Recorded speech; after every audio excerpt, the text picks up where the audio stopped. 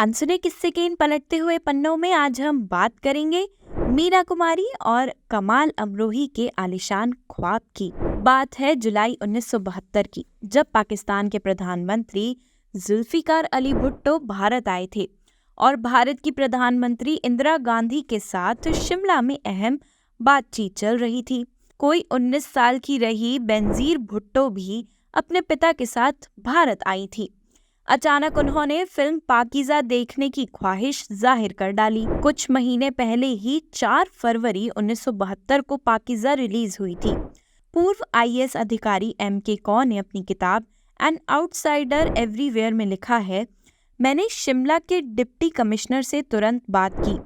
बेनजीर के लिए reads cinema में विशेष शो रखवाया गया। हॉल में बस 3 लोग थे। ये छोटा सा किस्सा बताता है कि कैसा था 50 साल पहले 4 फरवरी 1972 को रिलीज हुई कमाल अमरोही और मीना कुमारी की फिल्म पाकीज़ा का जादू। कल हम एक मुजरे में जा रहे हैं, एक दिन के लिए तुम्हारी तकदीर हमें चाहिए, परसों लौटा देंगे। फिल्म पाकीज़ा में साहिब जान बनी मीना कुमारी के ये अल्फाज साहिब जान की जिंदगी, उसके जज्बात, उसकी कश्मकश, उसकी बेबसी सब कुछ बयां कर देते हैं। वैसे बारीकी से देखेंगे तो पाकीज़ा की कहानी कई बार कही जा चुकी है। एक तवायफ, एक इज्जतदार घराने का लड़का और उनकी प्रेम कहानी शायद कुछ खास अलग तो नहीं है, पर ये जिस तरह से कही गई है वही पाकीज़ा को खास बनाती है। ये एक तवायफ साहिब जान का रोल प्ले करने वाली मीना कुमारी और सलीम का रोल प्ले करने वाले राजकुमारी की दास्तां है। रात में ट्रेन के एक डिब्बे में इश्क की ऐसी कहानी जहां सलीम ने बस साहिब जान के हसीन पैर देखे हैं और साहिब जान ने सिर्फ चंद अल्फाजों वाली वो चिट्ठी पढ़ी है जिसे सलीम चुपके से उसके लिए छोड़ गया है।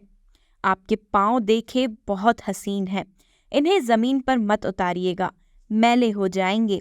लेकिन 2 लोगों की प्रेम कहानी से परे ये दरअसल साहिब जान की जद्दोजहद, ख्वाहिश और तड़प की कहानी है। तड़प कि वो जैसी है, उसका माजी जो भी है, क्या समाज उसे उसी हाल में स्वीकार करेगा या उसे नकार देगा? और यही सवाल निर्देशक कमाल अमरोही की फिल्म पाकीज़ा को टाइमलेस भी बनाता है, क्योंकि पाकीज़ा एक ऐसे इंसानी जज्बात को छूकर जाती है जिससे इंसान कभी ना कभी जूझता ही है। स्वीकारे जाने का सवाल। यूँ तो पाकीज़ा में कई किरदार हैं, मसलन राजकुमार अशोक कुमार, पर फिल्म की जान मीना कुमारी ही है।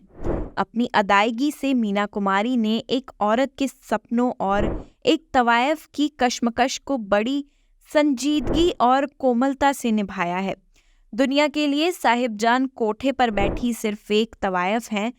फिल्म में मीना कुमारी की आंखों का वो दर्द सच्चा मालूम होता है जब टूटी हुई साहिब जान कहती हैं, ये हमारे कोठे, हमारे मकबरे हैं जिनमें मुर्दा औरतों के जिंदा जनाजे सजाकर रख दिए जाते हैं।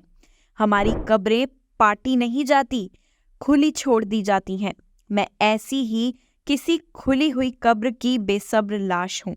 राजकुमार यानी सलीम से दुनिया जहां की मोहब्बत मिल जाने के बाद भी साहिब जान अपने आप को इस अपराध बोध से आज़ाद नहीं कर पाती कि वो आखिर है तो एक तवायफ ही, या कहे कि समाज उसे कभी ये भूलने नहीं देता। उस वक्त वो समाज से नहीं, खुद से भी लड़ रही होती हैं। इस फिल्म को बनाना मीना कुमारी और कमाल अमरोही दोनों के लिए ही आसान नहीं था। फिल्म के बनने की कहानी दिलचस्प और उतार चढ़ाव वाली है। पाकीज़ा कमाल अमरोही का आलीशान ख्वाब था। 1954 से 1955 के आसपास इस फिल्म की शूटिंग शुरू हो गई थी। मीना कुमारी और कमाल अमरोही का इश्क अपने उफान पर था और दोनों का निकाह भी हो चुका था। लेकिन धीरे धीरे मीना कुमारी और कमाल अमरोही में दूरियां बढ़ने लगी और 1964 के बाद दोनों अलग रहने लगे। फिल्म पर दम तोड़ते रिश्तों की धूल जमती रही और फिल्म का काम पूरी तरह बंद हो गया। इस बीच मीना कुमारी बहुत बीमार रहने लगी। फिल्मी दुनिया की शिखर पर बैठी मीना शराब की अदा हो गई। इलाज के लिए वो विदेश चली गई उनके चेहरे और शरीर में कई बदलाव आ चुके थे। फिल्म पाकीज़ा के गाने और मुजरे इस फिल्म की आत्मा है, लेकिन जब फिल्म दोबारा शुरू हुई तो मीना कुमारी की सेहत ऐसी नहीं थी कि वो कठिन डांस स्टेप्स कर सकें। इसलिए फिल्म में कुछ चुनिंदा जगह बॉडी डबल का इस्तेमाल किया गया है। मेघनाथ देसाई ने अपनी किताब में इसका जिक्र किया है। पाकीज़ा के आखिर में एक मुजरा है जो फिल्म को क्लाइमैक्स तक ले जाता है, जब साहिबजान अपने ही प्रेमी सलीम की शादी पर मुजरा कर रही हैं। आज हम अपनी दुआओं का असर देखेंगे, जख्मे जिगर देखेंगे। इस मुजरे में अभिनेत्री पद्मा खन्ना को डबल के तौर पर इस्तेमाल किया गया था।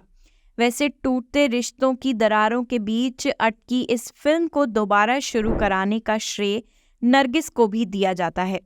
फिल्म में मीना कुमारी का डबल रोल है तवायफ माँ, जो अशोक कुमार की बेटी यानी साहिब जान को जन्म देकर गुजर जाती हैं।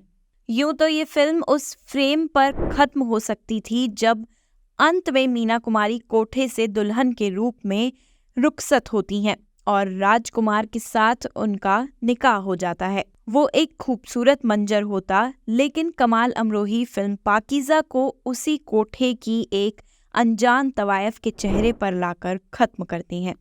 उसकी आंखों में भी वही तलाश, वही सवाल, वही तड़प होती है जो साहिबजान की आंखों में हुआ करती थी। शायद एक और साहिबजान यहाँ से जन्म लेगी या फिर वही कैद होकर रह जाएगी।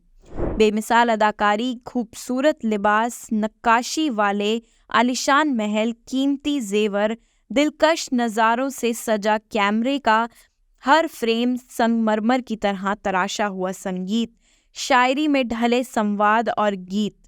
पाकीज़ा देखने पर ये समझ पाना मुश्किल है कि आप किसके लिए ये फिल्म देखना चाहते हैं। विनोद मेहता बकौल मीना कुमारी किताब में लिखते हैं, पाकीज़ा एक ऐसा ख्वाब था जिसके पीछे कमाल अमरोही की रूह बरसों से भटकती रही है। ये वो महबूबा है जो उनकी कल्पना में न जाने कब से बसी हुई थी। असल जिंदगी में मीना कुमारी और कमाल अमरोही की अधूरी प्रेम कहानी भले ही अधूरी रही, लेकिन दोनों ने मिलकर पाकीज़ा का आलीशान सपना पूरा किया। तो ये था फिल्म पाकीज़ा से जुड़ा किस्सा। ऐसे और भी किस्सों को सुनने के लिए अभी सब्सक्राइब करें हमारे चैनल अनसुने किस्से को।